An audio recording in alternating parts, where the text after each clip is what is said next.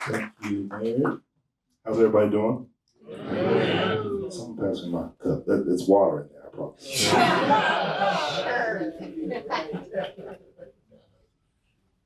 Thank you.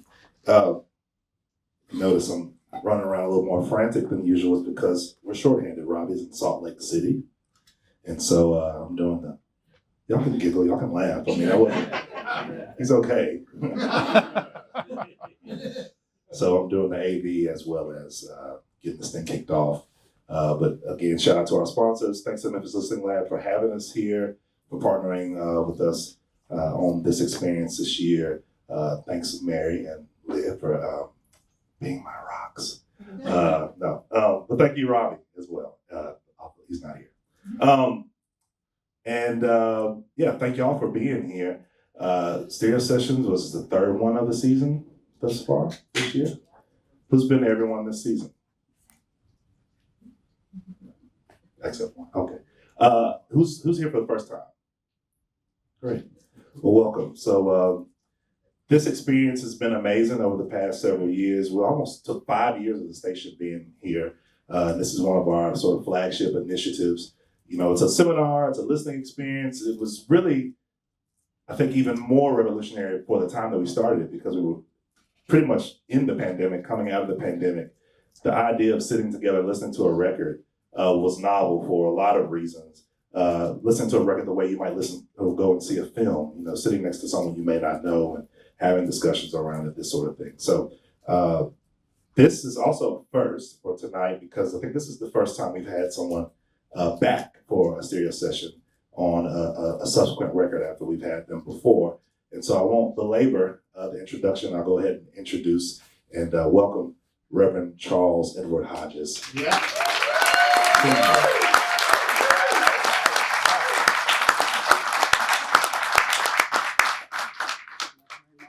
Yes. He's affirmed that is indeed water. Water, the regular kind of water. Good evening, everyone. How are you feeling? I'm great, as far as I know anyway. You put mine down. Well, you came in hot stepping. I was excited to see you. I came in running. So we had you here a few years back to talk about the high rhythm on the Loose record. But this is a different experience. I'm gonna get you to pull that mic up to you so you can because you got some wisdom for her. I already know every time we get together, you have expert wisdom. You have played on many, many records. I have. And you've done many, many things. You've co-written on tons of records. A lot of people I'm sure if you've read anything about this gentleman, one name that probably popped up, or two names, I'll give you two, Willie Mitchell and Al Green. Correct. You are largely responsible for the organ sound, that warm Hammond B3 organ sound that we all have probably, heard from the cradle all the way to now, and will continue to hear for many, many years. As long as ears are listening to soul music, your sound will be alive. And so we're honored that you're here with us. Thank you. It's my pleasure being here with you all this evening. But tonight, I thought it would be special to bring you back without the rest of the band, without your brother Leroy, without hubby, and when we had planned to do the high rhythm record, the first time when we started out on the season, Howard Grimes was still with us, and unfortunately, when we got to the record, he was no longer with us. So we want to remember him as well. We also want to remember Al Jackson Jr. And the many, many other people that you all played with. I mean, my cousin Andrew Love, tons of James Mitchell and Jack Hill, and I mean, just so many more Wayne Jackson. So many more that deserve the acknowledgement for the music that came out of the Royals recording studio and High Records. But I thought it'd be an interesting way to get into this O.V. Wright record, to hear your story, because your history with O.V. Wright goes further back than even your history playing with your brothers. Correct. And so I'd love for you to just tell us your journey and we're gonna bring it up to this record, and then we're gonna go far and beyond this record. But tell me, who is before you were the Reverend? Who is Charles Edward Hodges, and where were you born, and how did you begin playing? Because I know your father played piano too, right? Right, correct. The late Leroy Hodges Sr. Charles Hodges, he was born in Germantown. My mom and dad, Leroy and Rosalie, they had 11 children. They had 4 sets of twins. Wow. They had 3 sets in a row that survived. And the last of the 4th one would have been 4 sets, but one of the ones the doctor had to just take, it was an ultimatum, the mother of the babies. So everybody chose the mother, I'm sure, because she survived it. But again, they had 7 kids in 4 years, 9 kids in 6 years, and went on and had 11. And out of those children, Leroy, the bass player, he's still with us. He's the one did all the recording with me, along with, with Mabel Tina. He's deceased since 2014. He was the lead guitar player, and I was the piano player. But later on, I switched over to organ. And again, born in Germantown, and that was home. Germantown, the mayor gave the Hodges the privilege of having a Hodges Day on September the 26th every year. So we came through some things, but nothing was wasted. God blessed us. Even your siblings who were not in the band later on were musical. I read in the book. And you played tons of instruments, or you did growing up. You kind of bounced around until you really found your thing. I mean, I take it, again, your father was musical.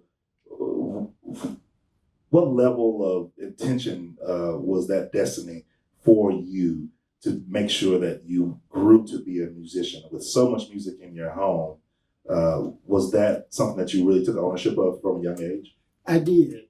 My dad brought a piano in. I was 11 years old, but he had one. We had a house fire, and it burned the whole house down along with the piano. I was used to listen to it because he always played it. But when I turned 11 years old, he brought a piano home. Excuse me. And when he got on that piano, I heard this. I thought, oh, that's the sound I used to hear when I was growing up. And when he got off of it, I got on it. My dad didn't bother me for a whole year. And my mom used to run her crazy. Get off of it. But my dad, he figured that I had to find my way. So one day, I was in the living room, the piano was in the living room, and I was trying to play a line, and I was hitting the wrong note. My dad came out of his bedroom. He said, "Charles, how did you play that?" And I showed him. He stood over my shoulder. I said, "No," I said, "Play it like this." And that's where it began.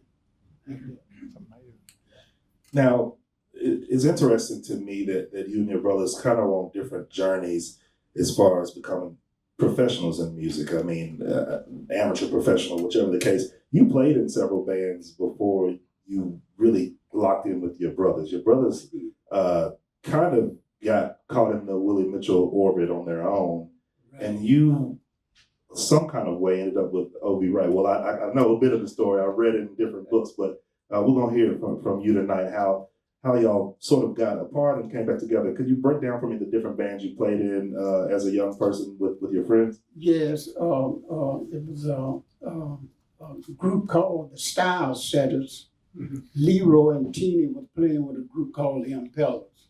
So I went with a group, some of my schoolmates called the Style Setters. And then we later changed it to the Esquires. And Flamingo Room was the most popular club in the city. And Willie Mitchell was in there first. Then Gene Bowlegs Miller, after he left, then the Impellers, and then my group, we went in after that. But that was just really, I was kind of getting myself together, but I played with a white group. I can't remember the name of it, but it was on Get Well. And my dad used to carry me from Germantown to practice. And then when I had to work, we worked 6 nights a week. And I was like about 14 years old. And he would carry me to work and pick me up.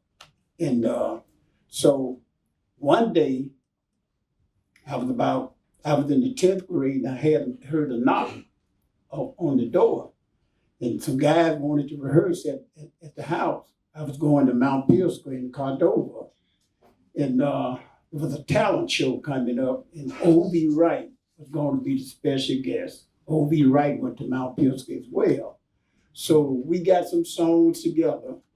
And come the night of the talent show, when O.V. got there, his guitar player, which was my cousin, I found out later on, Melvin Carter, he got lost. So after we finished, O.V. asked me, he said, do you know any of my songs? I said, I know all your songs. What keys you gonna make me cry in? And C, what key is Monkey Dog? And D, Gone for Good, and F. I told him all the keys. He said, well, do you know him? I said, I know him. So we went in the locker room, and there's a piano in there. So he had me to play him for me. He said, man, will you do my show with me tonight if my guitar player don't show up? I'm saying to myself, Lord, I hope he show up. But he didn't. And anyway, they called O.V. Wright out, and O.V. called me out and told him that I would want to be a student here at Mount Pilsco, and his guitar player got lost, so I was going to do it with him. And it happened. And after the show, he asked me, he said, when you get out of school, I want you to go on the road with me. I said, yeah, right. Just like that. Okay. So, but I got to tell this here. This is one of my favorite parts of it. After that concert, that was on a Friday, I didn't too much have a problem getting girls, dating girls, at that young age. But after that, every corner, whole corner,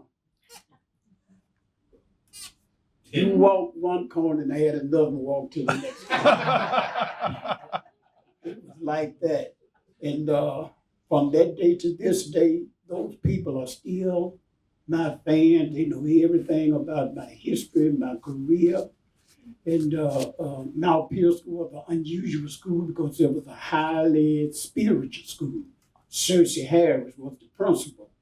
And I was just brought up like that, not only at home, but in school as well. But one night I was rehearsing at the Flamingo Room, and it was at night, and they had the lights on, and I heard a voice say, hey, is your name Charles Hodges? And I said, yeah. I said, who are you? He said, O.V. Wright. I said, yeah, right. So the lead singer, the manager of the group, Columbus Thomas, he said, no, that's O.V., that's my cousin. So he came on in and sure enough, it was him. So he said, are you out of school? I said, I'm out of school. He said, you ready to go? I said, go where? He said, you told me you were going to travel with me when you got out of school. I said, man, I thought you was joking. He said, no, I wasn't joking. So I said, well, I'm still living in Germantown with my mom and dad. I have now go out there and see if it's okay. So he said, well, come on, I'll follow you. I said, I don't have a car. He said, come on, me and my wife will take you out there. So they carried me to Germantown. And when I walked in the house, my dad said, Charles, what are you doing at home? You're supposed to be at rehearsal.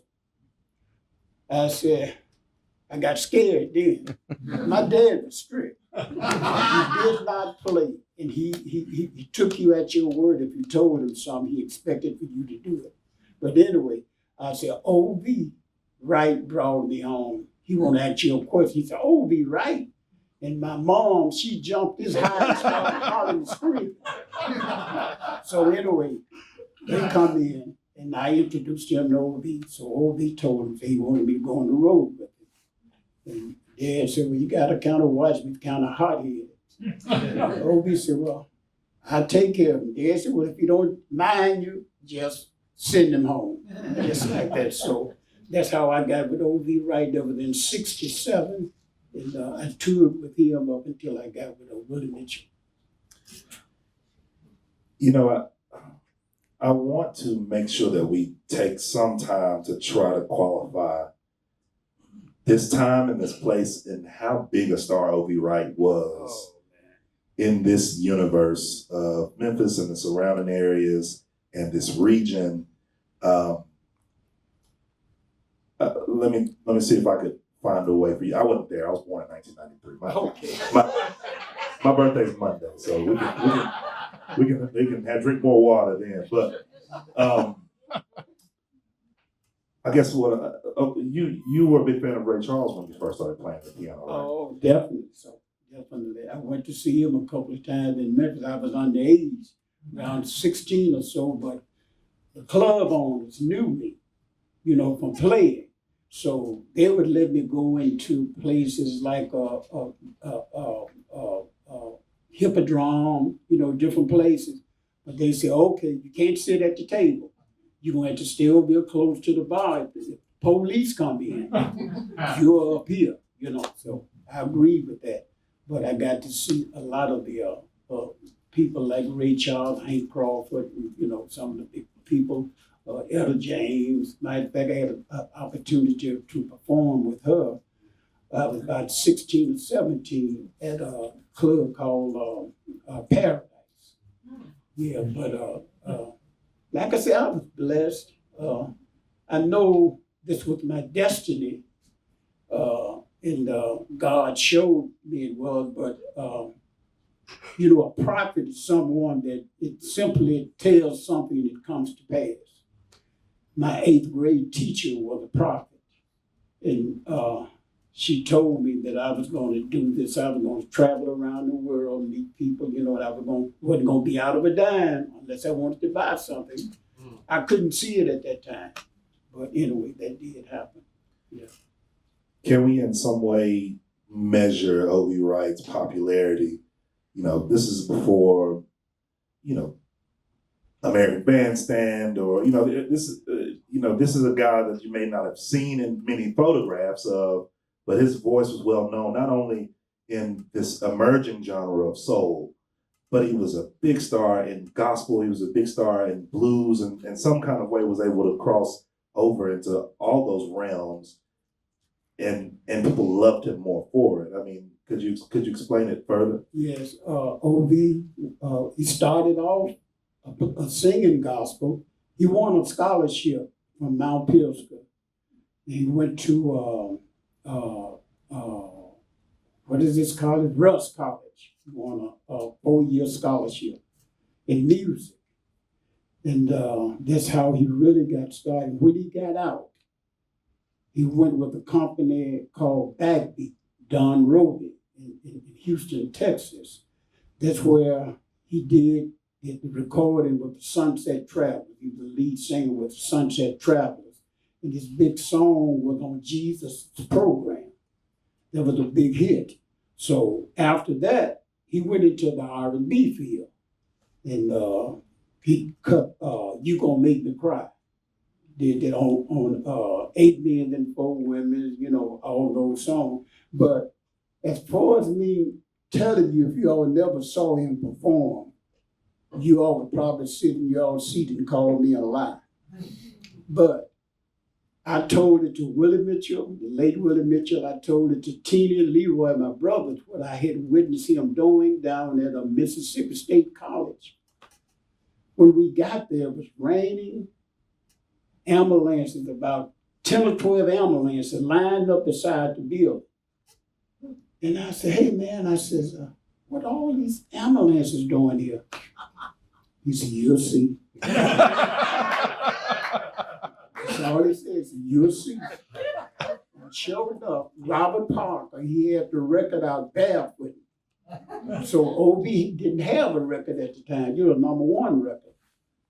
But O.V. and Robert Parker started discussing who's going to open the show. So Robert Parker said, hey man, I'm the star. O.V. said, okay. He said, you sure this is what you want? Okay, so we did 2 shows. And we got started. We did OV stuff, and we bagged the group, bagged Robert Parker up. But at the last half, Robert Parker got it. I can't go on after this guy. So Robert Parker said, I'm going on first. Obi said, no, man, you can't do that. He said, no, man, I'm going on first. So anyway, Obi said, go ahead. But to tell the story, I never seen it. I traveled with him for 8 or 9 months. But this particular night, he was singing, and he set the mic on the stand, and he would pick his fingernails, both hands, just do his fingernails like that. And he sang, I saw women, men fall out face first on concrete and hardwood floor. And when they got him up with not any blood anywhere, I told Willie and Kenny and Flick what I witnessed. They didn't believe it. So we did a concert at the Coliseum, and Willie said, well, I tell you what, after the show, you bring OV over to Manhattan Club. We went to Manhattan Club. Not OV didn't go. He used the band because I was talking about the band because he knew OV Wright. So I told him what had happened. So anyway, OV did a concert at Paradise. And Willie said, well, I'm coming. I'm not with Willie yet. I'm still with OV Wright. We get out there, they lined up, did the same thing. He was someone everyone should have heard singing. He was unbelievable, and no R&B artist wanted to go on the stage behind OV Wright. I don't know if you ever heard that or not, but that's the God's truth. No one wanted to go on behind OV Wright. He was just that great.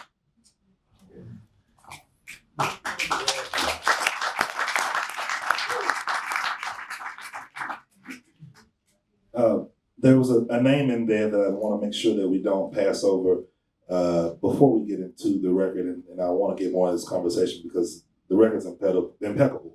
You can stream the record or you can grab a copy, but this is living history that we deserve. We're honored by these stories that we can continue this oral history. But Don Roby is a character who fascinates me, and I think that it's important that we talk about him, Duke Peacock Records, and this sort of push and pull between Memphis and Houston in order to set up the transition of OV working with Don Roby and kind of spiritually going on with Royal Studios and with the High label. You're the first person I've been able to ask point blank about him. Things that I've read about him was that he was a gangster. I mean, a gangster guy with a record label, which is not uncommon in any way. But and there's a lot of overlap in those worlds. But he helped to make probably Blue Bland a big recording star on the Duke label. I understand that he had some hand in B.B. King's early record. I should not be paraphrasing with Robert Gordon in the room, but I'll look up to make sure that I'm not off base here. But this Backbeat label that he had, Carlton was on there. There were some other people who recorded for Backbeat. I mean, do you remember what Don Roby was like, and what was his relationship like with Willie Mitchell for him to allow OB to do 2 records here in Memphis while still under contract with Backbeat, and eventually OB does come all the way over to Willie's label? Yeah, well, Don, I got to meet him. And in '67, I went out in Houston, Texas, and with OB, I was traveling with him then. And, he was recording The Mighty Clouds of Joy that day when I went in. They were one of the most famous gospel groups ever, Joe LeGon. But anyway, Don Roby, he appeared to me to be a businessman. and didn't want to mess with him. That's one thing. He could have been a gangster. You know, a whole lot of times we don't want to know things. You think you know. A whole lot of times, it's better not known, than known. But OB and Willie had a relationship, and Willie always has been a master of voices, and he wanted OB Wright's voice, and he used to make him offers, come on over here and come on over there. We'd be recording, OB would come in and we recording, and OB really wanted to come because he was having problems getting his royalties from Don Roby. That's the main reason he came over with, over to High Label. And they worked out a deal, and Willie bought the contract.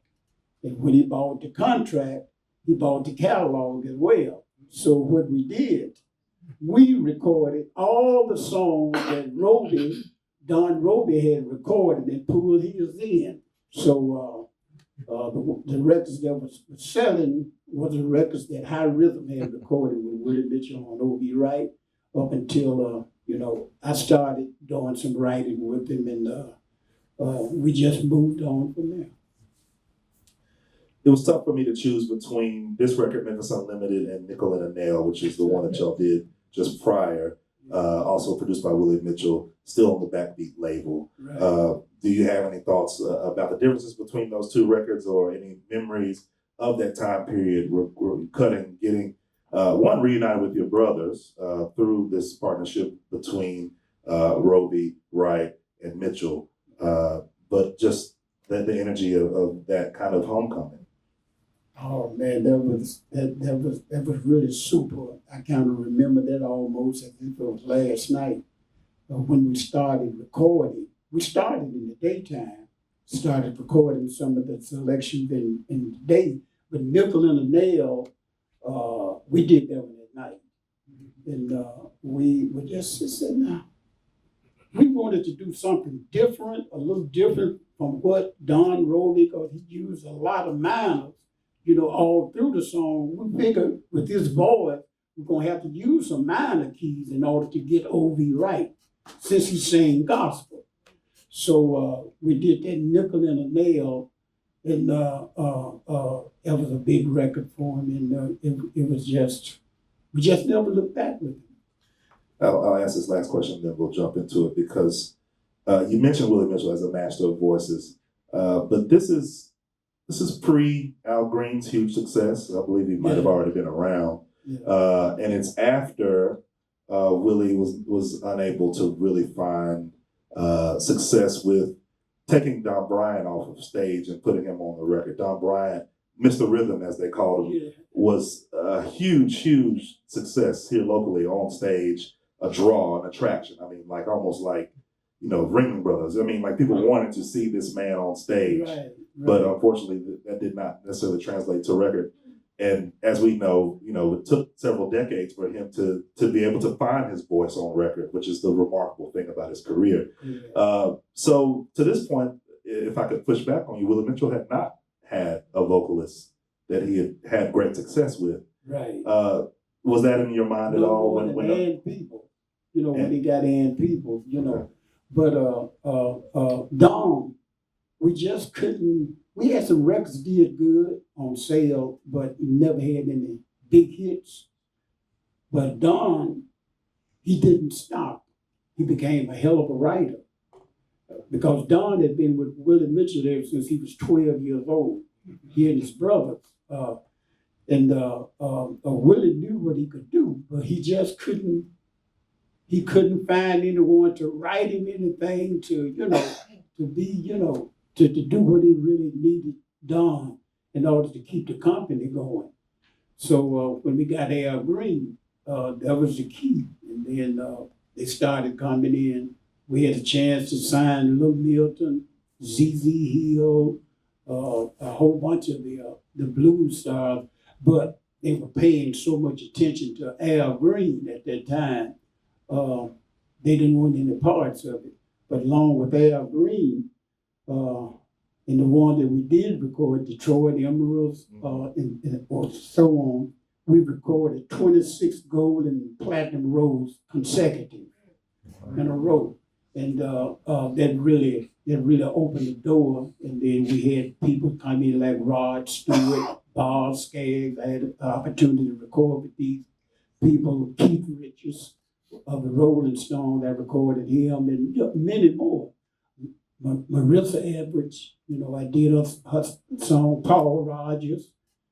But that brought it in, that opened the door. But Don Bryant, he just couldn't get anything on Don. Well, I wanted to listen to this first side with that in mind. The Al Green sound that we know it for all the classic records had not really been developed in the studio yet. And here's this man who was, for all intents and purposes, a megastar in this region, finding his new voice with you, his right-hand man, your brothers, and with Willie Mitchell, the architect of Memphis Soul. So y'all want to jump into side A? If you have an A, you can stay here. If you have a B, you can jump in there. We'll listen to side A, and then we'll swap when you come back. Be courteous on your way over. No crop dust.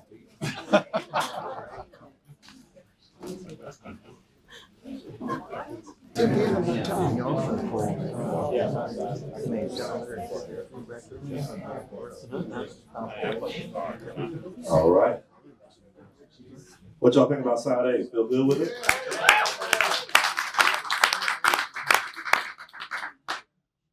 Y'all kind of see what I'm talking about, right? You hear what you hear that classic high, that high rhythm sound, that Royal Studio sound. But there's a grittiness and a savvy and there's an aged texture to Obi Wright's sound, and that fluidity of being able to do soul blues, but like the great soulmen of that time, I mean, you can tell he comes straight from the church. He did, straight from the church. Could you tell me a bit about his personality? Because reading between the lines of photos I've seen of him, a picture of him taken 2 years apart, he might look like two different people. Of what I've read of him, that addiction did cripple him some, and it looked like it might have impacted his appearance, but also it affect his voice though. Yeah. What was his demeanor like from day to day? One of the greatest guys you would ever want to be around. He didn't put himself up on a pedestal. He was just down to earth. Whatever you like, if you want to eat a hot dog for lunch, hey man, that's what I want. I mean, he was just down to earth. Really nice guy to be with. We became to be as close as a brother, and that's on the real side. He was a great guy, great guy. I miss him. I hate what happened to him, but he was just living too fast, and he was working too hard. And at a certain point in this business, you are turned to something, well, a crutch, and he used the drugs, and that was his downfall. The drug is what got him. But even during all that time, he was just as humble as you or I. Thank you. I appreciate you. Really kind. Well, what was it like reuniting with your brothers and finding that groove? I'm not familiar if this was the first record that you were sort of welcomed into what was becoming the official high rhythm section. How did that reunion take place? I got with Willie in '67, and Teeny and Leroy were already with him. But how I got with Willie, O.B. Wright would go back, when we got back in town, he would head straight to the studio because O.B. lived about 3 or 4 or 5 doors from the studio. And he would tell Willie what was going on with me out on the road. And when Willie would tell Tina said, Charles don't know how to play no piano. because he hadn't heard it in a long time, you know. But anyway, Willis is a good kid too. So the crowd picked up. I got to the point where it's that OB wanted me to open the show. He had a ballet guy named Jackie Pettis. He was a vocal singer, and he was opening it. But OB wanted me to play some on the organ. I had a little keyboard. And so I would go out and I would do 2 or 3 songs, then bring Jackie out, and then Jackie would bring OB out on stage. And that went over real good. And when I got with Willie, we were at Manhattan Club. So Willie, we rehearsed on a Tuesday. We was working 6 nights a week. And Willie said, hey, guys, said, what about this? Say, Charles, the way he played, said, it's different than the way we play. Said, but they love the way he played, like that. Said, how about us taking it on the road? So they said, okay. So anyway, that's how that came about. Then that's when we jailed. Doing that, they kind of got behind my style of playing, and Willie gave me a nickname, Do Funny. He said I did funny things on the organ. But that's how we got together, and when we started recording, we decided to come off of the road. At a certain point, we had a couple of accidents. Well, we flipped over one time in Topeka, Kansas, heading to Fort Riley, Kansas, and we had a bad accident. No one was killed. Willie had a broken leg and an ankle. James Mitchell, the driver, he was driving. He got about 17 stitches. His head knocked the windshield out. We turned over 3 times. And they called the radio station in Memphis, said that we all were killed. We were dead. So when I called my wife. I had just got married. And she was hollering and crying. She didn't know it was me. I said, what are you crying about? And then she started hollering and screaming when she got married. She said, they buying us plane tickets to bring us out there to claim your old body. Well, anyway, that didn't happen. We did another one. We had 4 blowouts before we got to, we was heading to do a Joey Bishop show, Dick Clark, Ball City, going out to do the TV shows. We had already done Hee Haw. Hee Haw stopped in Memphis, they were going out in California. But we had 4 blowouts. Pow, pow, pow, pow. So we was heading after that. We went on and made that, and we decided, I'm gonna come to your question. Take your time. We was heading to Macon, Georgia. That's where I did the first concert with Wright in Macon, Georgia. But we was headed to Macon, Georgia. Willie said, hey guys, so we've been having some rough time on this road. He said, what about us just going in the studio, recording, and leave the road alone? Everybody said, yeah. So everybody wanted it. So we made that agreement. We did the Macon, Georgia concert and came back and laid it down. We stopped traveling. And, so it was a club called Paris, Manhattan on Thomas. That's where High Rhythm would play to stay tight. You know, we were recording something like almost every day.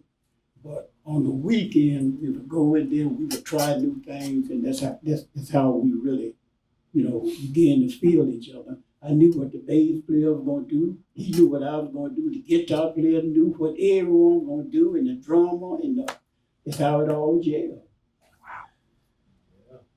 Listening to that side, spoilers, the record before this has a Nickel and a Nail, has these other songs that kind of talk about superstition, and it has Ace of Spades, and he he references that previous record, and you kind of were giggling and responding to the different things that were being sung and said when we listened to side A. I mean, tell me about that repertoire, that new sound, that new lead for O.V. Wright, and what comes to mind when you were listening? Well, I could seem like I was just there. You know, I was doing it at this particular time, and I was just really listening to all the instruments, what they were doing, and then what I was doing, and how it all just came together, and what OB was saying, how everything just tied in to make that, Right. make that thing to be a whole thing. There's a lot of humor on this side of the record too, irony and a lot of different devices going on at once. Yes, there's a lot of truth in it too. And the words, in the words, like for instance, he's my son just the same. Well, that's one thing I want to breach, yes. Yeah, well, now on that one, OV had just gotten out of federal penitentiary, like I said, he had a drug problem. And he did 5 years of federal time. Wow. So we was in the studio, had just finished recording. Then all of a sudden the door opened. O.V. Wright. My organ, if you ever been to a Royal studio, you got the grand piano when you come through the door, but the organ is the first instrument that's going to be covered there. And he saw me and seemed like he almost started crying. I mean, we were just so glad to see each other. I jumped up and I ran and we embraced each other. And he said, "What are you doing?" I said, "Man, I was sitting up here thinking about you, believe it or not." He said, "Well, you got a song for me?" I said, "Yeah, we got a song for you." So late Reverend Darrell Carter, he and I did a song, O.V. Wright's Blind, Crippled, and Crazy. We wrote that. So then we did another one, I Don't Need Nobody But You. And he's talked about getting out of prison, but this song here, he's my son just the same. He said, "Man," said, "I just been writing a song." Said, "But I don't have the music to it." I said, "Well," I screwed it over on the organ stool. I said, "Sit down." I said, "Tell me what you got to say, you know." He said, "Well, I'm gonna read the words." He gave me the words. I said, "Okay, let's put some music to it." I just got home from serving my time. There's a baby in the family, and I know he can't be mine. And as he was singing it, I just found the chords and put it together. And that's how it came out. Building this sound, this Memphis soul sound, there's a lot of different things happening at the time. Gold Wax has a thing going on. Willie had the Home of the Blues, and now he's at High. He's taking over the studio from the Cookies. But there's this, for lack of a better term, a push and pull between High and Stax. That's a Rufus Thomas joke.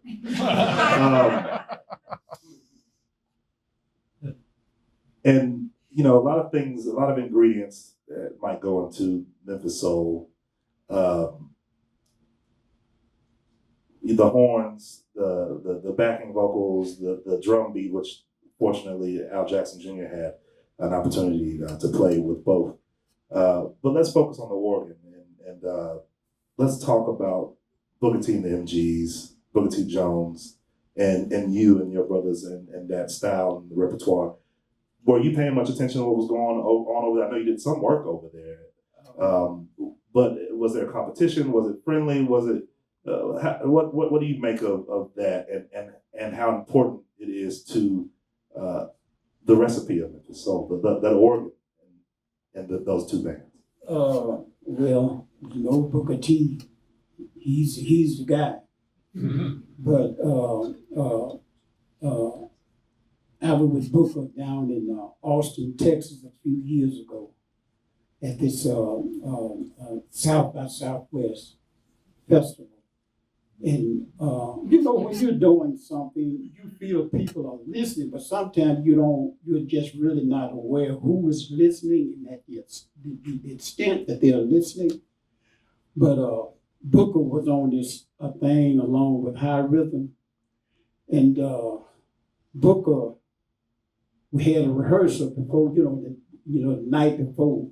So Booker and I was talking, and I said, man, I met you. He said, I remember you, Charles. We met, so we never had sit down and had a conversation. I said, right. So he said, well, look here, let me ask you a question. So you getting ready to rehearse. Said, y'all gonna do I Can't Stand the Rain, right? It's by Ann Peoples. I said, right. He said, well, do you mind if I come up and stand behind you to watch you play it? I said, no, come on. So he got up there and we played it, and I looked back and he was just jumping, he was just looking and laughing. He said, I didn't know what you were doing. He says, I've been taking classic music lesson ever since I was 3 years old from his grandmother. She was a music teacher. And he says, they told me I couldn't play both keyboards at the same time. I said, well, they didn't tell me. I learned. That's why you're due for it. Yeah, exactly. It's a gift God gave me the ability to do it.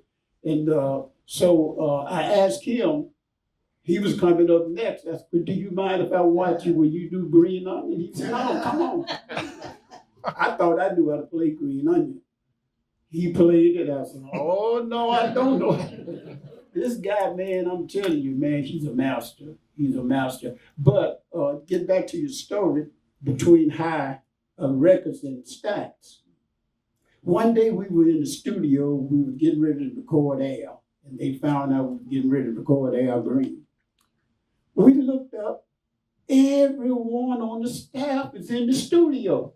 They coming in the studio, we in there working the song up, getting ready to record. Otis Redding, the Barcades, Carl Cunningham, James Alexander, all the guys was in the studio. David Porter, Isaac Hayes. And we went through maybe a minute or two of what we were doing, and then all of a sudden everybody was gone. They left. They said they just wanted to see how were we doing it. Because, see, Isaac Hayes, we turned out to be just like brothers on the real side, and David Porter. They told Al, he had, when we cut the Tired of Being Alone, he got a gold record. Said, well, he looked up on one. He ain't gonna get in there another one. Came back and did the next one. Then they getting lucky. See, he got another, but I bet they don't get another one. Like I told you all earlier, we did 26 gold and platinum consecutive in a row. Yeah. And that's what brought them in there, to see how we were doing it, but then they still didn't get it. They still didn't get it because we were High Rhythm. We were brothers. We were spiritual brothers, and we were bound to make each other better. Just like the OKC the basketball team. I want to make the other one better. We're not trying to outplay anyone. We want to get in our spot and brighten the things up, and that's what we were successful at. Wow. Yeah.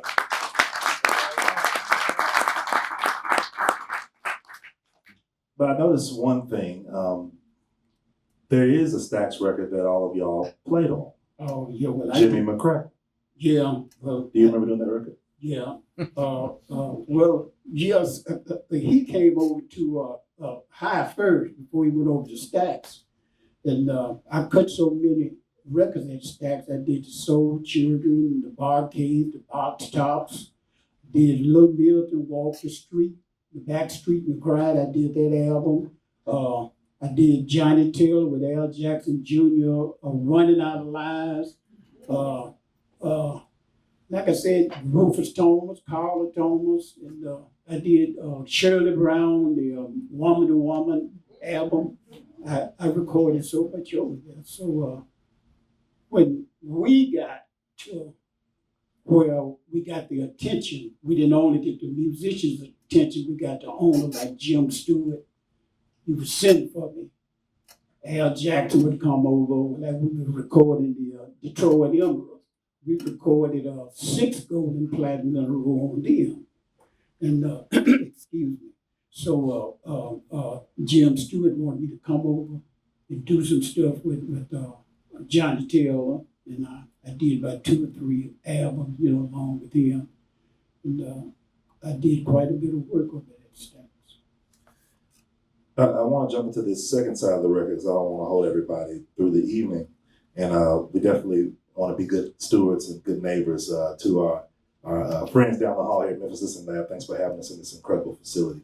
Amen. But I wanted to ask about the evolution of Willie Mitchell's sound and Obi Wright being an interesting case study for it, because he didn't finish out his records with with y'all behind him. There was, as we got closer to the late 70s and the early 80s, a synthesized, more electronic sound came about, and the band was different band, a different sound, different feel. I think of records like that's the one with the lollipop on the front, that pink record. That's a good record. No, we didn't do that. High Rhythm didn't do that. What was it like seeing that end of that high record cream era and then the Waylo era as Willie began to incorporate and adopt synthesizers and something that was different from the sound that y'all had put together with him? Well, see, Hubby, Willie's stepson, that's all he wanted to do anyway was to play a synthesizer. But he was a hell of a piano player. But he played in like Quo Jr. and some other some punk rock bands too. I mean, he was far out. He had a rock group, Quo Jr. and Black Rock was his last group. And when he got with High Rhythm, because he was in the military, so Willie wanted a piano player. So I said, Hubby's back home. He said, oh man, Hubby's not gonna do right. I said, yeah, he will. He said, no, man, that's my boy. He said, he ain't gonna do right. I said, Willie, I promise you he will. So he said, okay, go and talk to him, and we'll see. So I called him. He said, yeah, man, I come. Because that's all he was talking about when he was overseas. He was here and tired of being alone, and he wanted to get back with the group. So when he first came back with the group, High Rhythm did a gold record with Willie Mitchell. Our very first gold, that was Soul Serenade. Hubby wanted to play synthesizer. I said, y'all excuse me. I said, hell no. I said, I want you to play the piano. He said, oh man, I said, man, play the piano, please. He already wasn't doing right. You doing funny, he don't do right. Willie told me, I told you he gonna act right. I said, yeah, Will. I said, Hubby, come on, play the piano. He said, okay, I'll play the piano. And that was our first gold record. Well, the Obi Wright track that I'm thinking of is We're Still Together. And that album, We're Still Together, I mean, it's post-disco, it's beyond disco. How did it feel for the High Rhythm Willie Mitchell partnership on record to come to an end in the later 70s and the early 80s and being displaced by this new sound? It was sweeping all genres, but it impacted Memphis soul as well. Yeah, well, that's why we work. If you notice Al Green, when we first started recording him, the sound just changed. We tried to keep up with, what is going on, and if you are a musician, you should pay attention. I was in a setting with Quincy Jones, the late Quincy Jones, and he made it very clear, a good musician to learn how to play all types of music because things change. And if you want to continue to be a part of it, you have to, kind of get in that flow with it. But that album, that's one of the greatest albums there was. And again, another testament to how versatile O.V. Wright was, that he could make that adjustment. He's awesome. Well, let's get into side B. How about that? If you were in the smaller room earlier, give other people a chance to experience that incredible sound system in there. And we'll be playing in the same sound in each room. So you can hang out here with us if you've already experienced the smaller room. One more round of applause for Reverend Charles Hodges. Right there. Thank you. Thank you.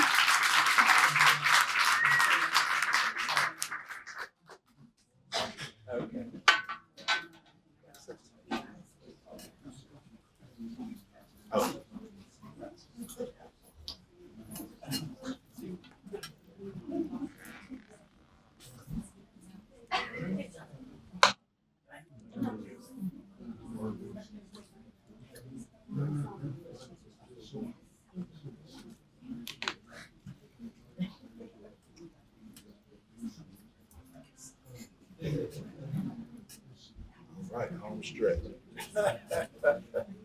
You gonna go on the watch stage?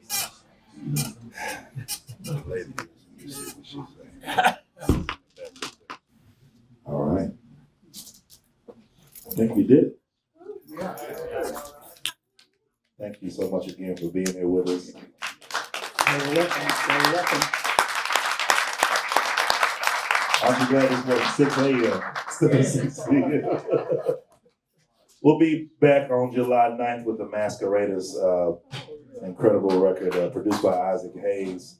It'll be a great conversation and great energy from those gentlemen. Thank you again to all of our sponsors. Thank you to Memphis Unlimited Lab for having us here. Thank you again for being here. Rest in peace, O.V. Wright, Willie Mitchell, Al Jackson Jr., Howard Grimes, Teeny, of course, absolutely Teeny, and many, many more. Leroy, yeah, absolutely. So thank y'all so much. Thank you for being here.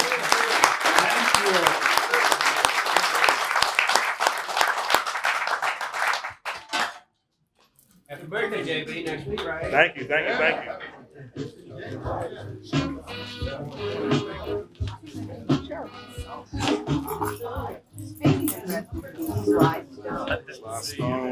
Oh my God.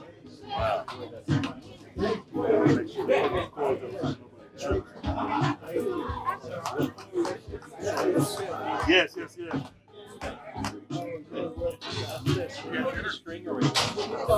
Probably James Mitchell.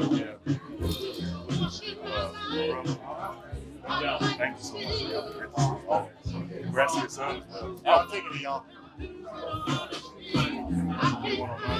All right, Eddie. Good man. Great. So great. I'll get it now.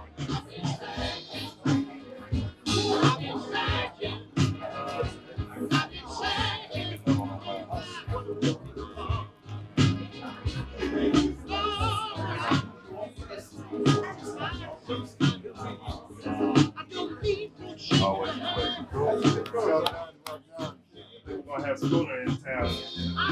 Oh, really? That was a great story about you and Booker flipping over each other. Oh, yeah. Yeah, we did that at South by Southwest.